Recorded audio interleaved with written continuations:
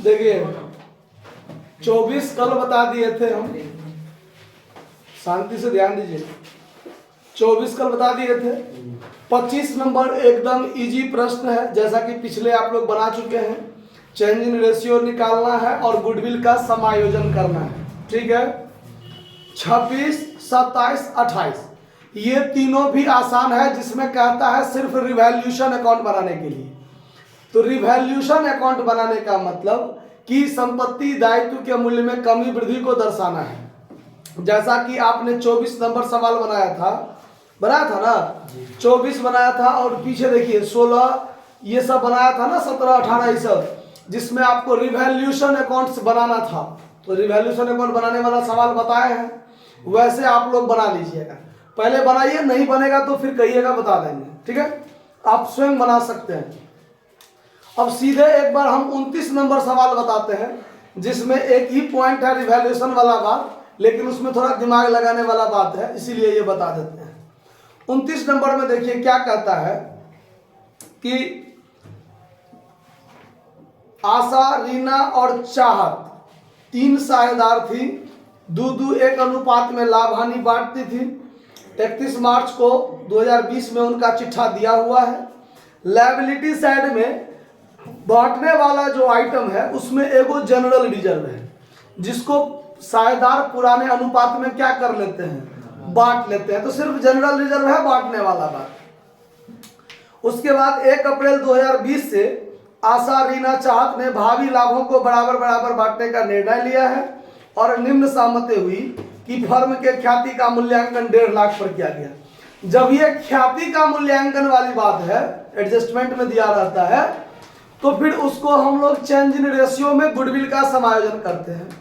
Minus वाला यानी gaining वाले पार्टनर को डेबिट और सेक्रीफाइसिंग वाले पार्टनर्स को क्रेडिट करके गुडविल का समायोजन करते हैं।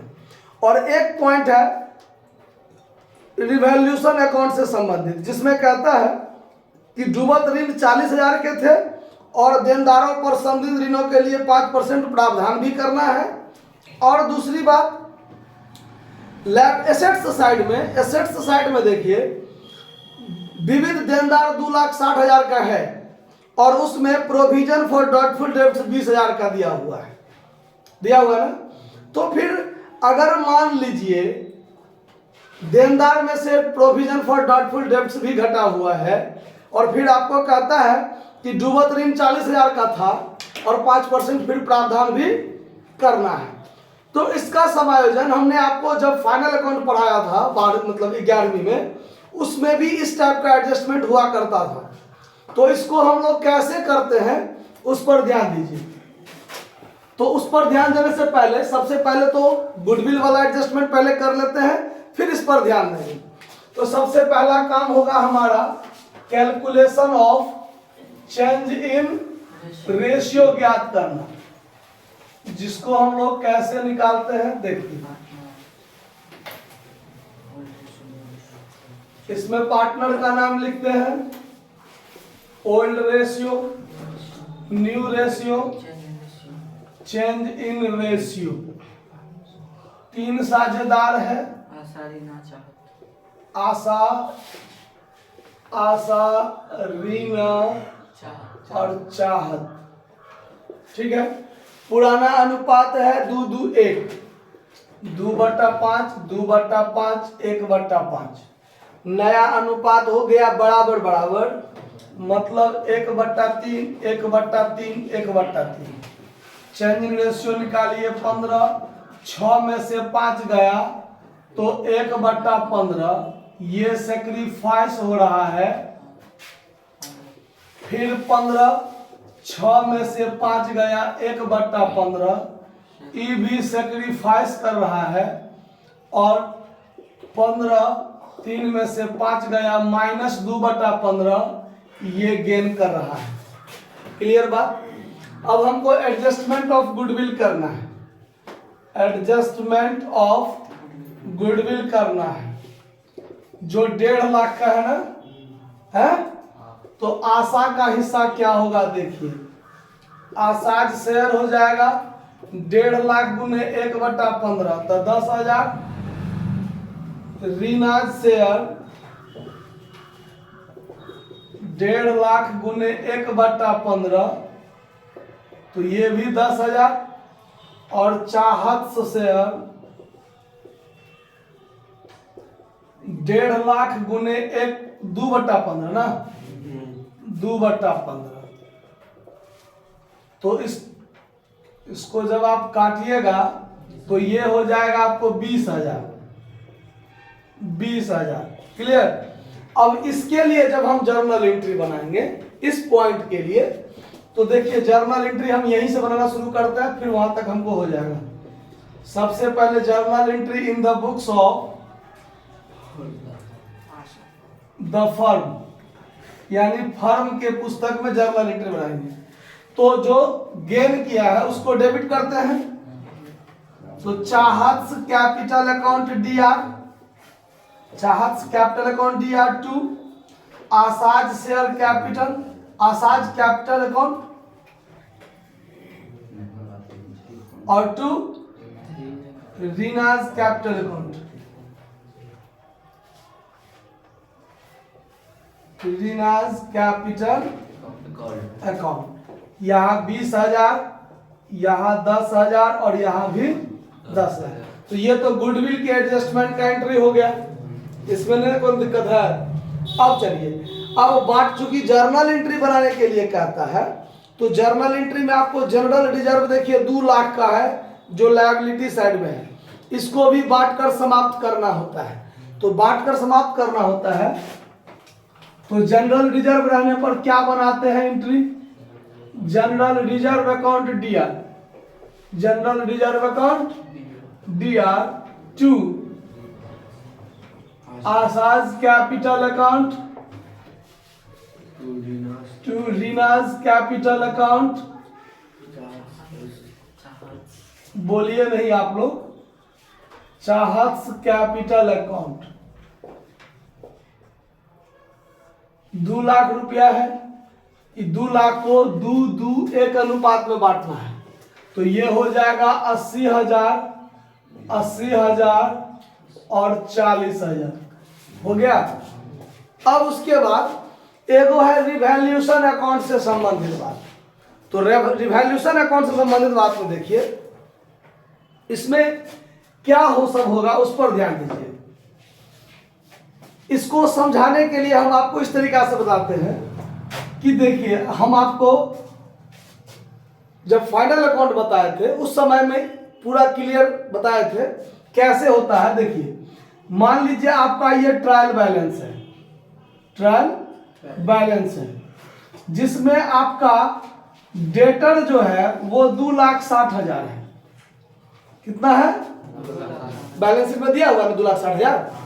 उसके बाद ओल्ड प्रोविजन, मतलब ट्रायल बैलेंस के भीतर, ट्रायल बैलेंस के भीतर जो रहता है provision for bad debts, provision for bad debts या डॉटफुल डेट्स, या डॉटफुल डेट्स, जिसका क्रेडिट शेष होता है जो आपको बैलेंस शीट में से घटाया हुआ है, घटाया हुआ है ना।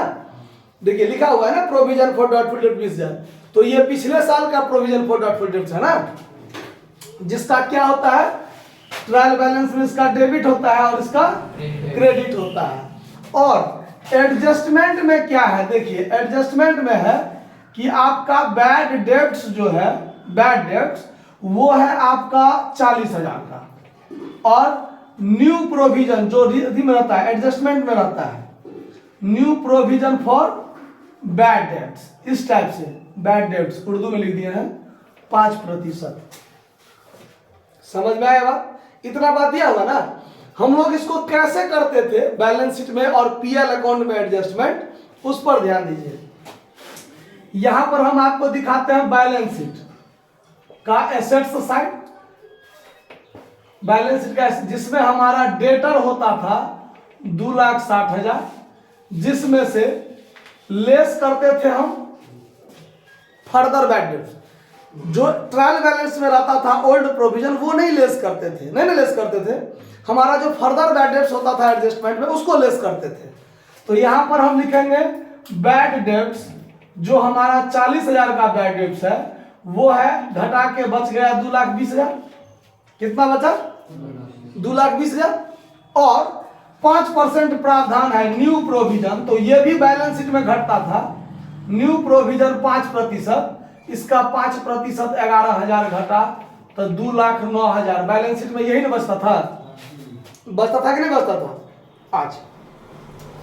और इस चीज को हम लोग पीएल अकाउंट में कैसे दिखाते थे वो देखिए।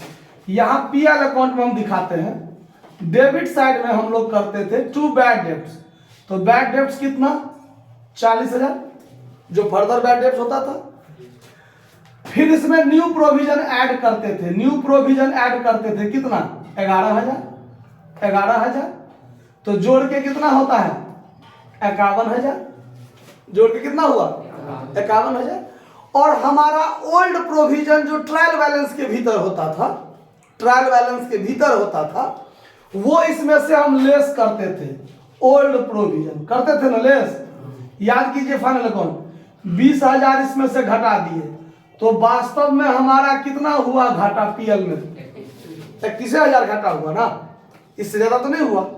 तो ये 31,000 जो पीएल में घाटा हुआ, इसका मतलब संपत्ति में हमारे देनदार में वास्तव में कितना घाटा हुआ 31,000 में घाटा हुआ, क्योंकि तीन ही बात है यहां पर दिया हुआ। ओल्ड प्रोविजन जो ऑलरेडी घटा हुआ है, बैड डेब्ट्स जो दिया हुआ है एडजस्टमेंट में, और प्रोविजन भी दिया हुआ है न्यू प्रोविजन। ठीक है, तो अब देखिए, तो अब रिवैल्यूएशन अकाउंट में जो हमारा लॉस होगा इस तीनों का आधार पर होगा। हमारा घाटा कितना लगा 31,000, तो रिवैल्यूएशन अकाउंट में कितना लॉस होगा 31,000 में लॉस होगा। तो आंसर देखिए आपका 31,000 है, आराम से है। अब इसको हम लोग चूंकि सवाल में इतना चीज करने के लिए तो नहीं कहता है, हमने समझने के लिए किया है, तो हम लोग इसको रिवैल्यूएशन अकाउंट में कितना दिखाएंगे, तो दिखाएंगे 33,000। तो ये चीज अगर हम मुजबानी बताते तो थोड़ा आपको कंफ्यूजन होता, लेकिन अब तो कंफ्यूजन नहीं होगा। अब देखिए हमारा यहाँ बैड डेब्ट्स कितना है 40,000, इस 40,000 में 20,000 तो हम पहले से घटाए हुए हैं। 20,000 हम क्या किए हुए हैं, देखिए ना 2,60,000 में से प्रोविजन फॉर बैड डेब्ट्स 20,000 जो पहले से हम गुर्ती खाता मानकर चले थे ना, तो 2,40,000 में मेरा बचा हुआ है।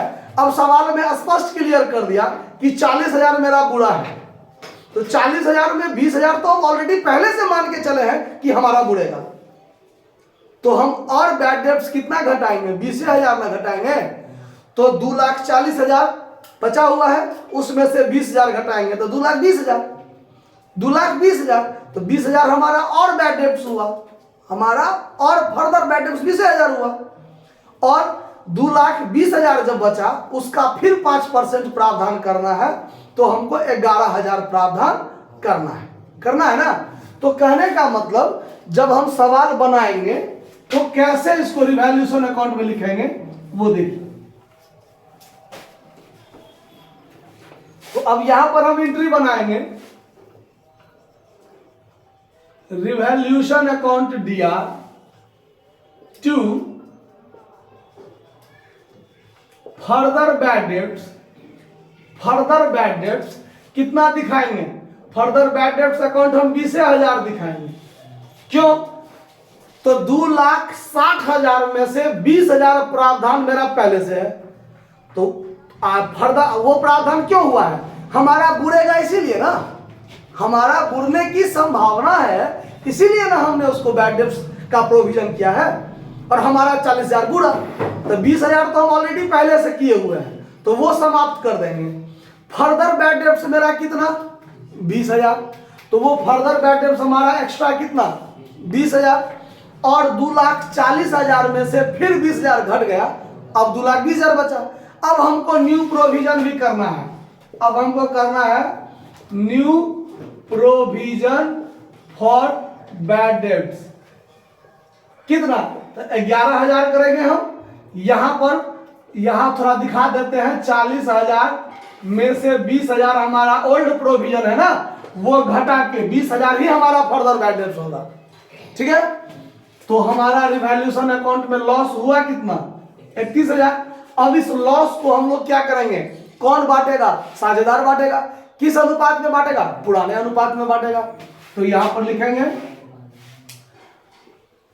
पार्टनर्स कैपिटल को DR2 रिवैल्यूएशन अकाउंट बनाएंगे एंट्री, तो पार्टनर्स में सबका नाम लिखेंगे। Asa's capital account, DR, Reena's capital account, DR, और चाहत कैपिटल अकाउंट, DR, और 2 में क्या करेंगे, रिवैल्यूएशन अकाउंट। ये हमारा 31,000 से समाप्त होगा। आप सवाल में रिवैल्यूएशन अकाउंट बनाने के लिए कहता भी नहीं है, लेकिन अगर आप बनाइएगा तो बना दीजिएगा, क्योंकि एक ही एंट्री में हमारा क्लियर हो गया कि रिवैल्यूएशन में लॉस हुआ 31,000। जब हम रिवैल्यूएशन का फॉर्मेट भी खींचेंगे तो ये दोनों चीज डेबिट में डालेंगे, इधर लॉस होगा, 60,000 आपस में बांटेगा, और फिर ये एंट्री बनाएंगे। बनाएंगे नहीं बनाएंगे, हमने ऐसे ही बना दिया है। तो यहाँ 31,000 बांट दीजिए 2 2 1 में, तो यहाँ हो जाएगा 6200, 62 दूनी 12,400, 12,400 और 6,200, 6,200। आराम से इसको बांट दीजिए, बात खत्म। रिवैल्यूएशन अकाउंट का आपको मन होगा तो फॉर्मेट खींच के बना लीजिएगा, ठीक है। और पीछे सवाल जो है, जो 3 गो सवाल छोड़े हैं वो आसान है। रिवैल्यूएशन अकाउंट बनाने का आता है, फायदा होगा तो क्रेडिट में, घाटा होगा तो डेबिट में, जोड़ घटाव करके फायदा घाटा निकाल लीजिएगा, बना लीजिएगा, नोट कर लीजिए। धन्यवाद।